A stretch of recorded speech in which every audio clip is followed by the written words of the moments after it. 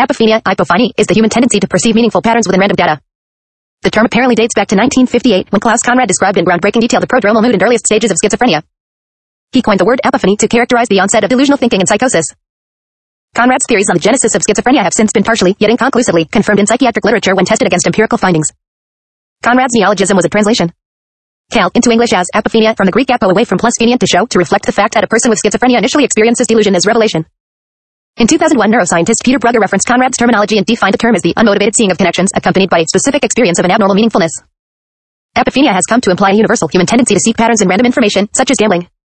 Examples. Pareidolia. Pareidolia is a type of apophenia involving the perception of images or sounds in random stimuli. Hearing a ringing telephone while taking a shower is an example of pareidolia. The noise provided by the running water provides a background from which the mind perceives the sound of the telephone ringing. A more common example is the perception of a face within an inanimate object. The headlights and grille of an automobile may appear to be grinning. People around the world see the man in the moon.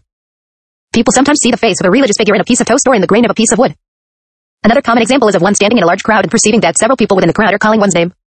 Overfitting. In statistics and machine learning, apophenia is an example of what is known as overfitting. Overfitting occurs when a statistical model fits the noise rather than the signal. The model overfits the particular data or observations rather than fitting a generalizable pattern in a general population. Gambler's fallacy. Apophenia is well documented as a rationalization for gambling. Gamblers may imagine that they see patterns in the numbers that appear in lotteries, card games, or roulette wheels. 8. One variation of this is known as the gambler's fallacy. Hidden meanings. Fortune-telling and divination often are based upon discerning patterns seen in what most people would consider to be meaningless chance events. The concept of a Freudian slip is based upon what had previously been dismissed as meaningless errors of speech or memory. Sigmund Freud believed that such slips held meaning for the unconscious mind. Related terms. In contrast to an epiphany.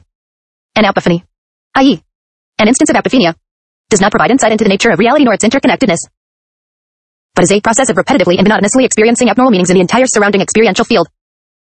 Such meanings are entirely self-referential, solipsistic, and paranoid, being observed, spoken about, the object of eavesdropping, followed by strangers.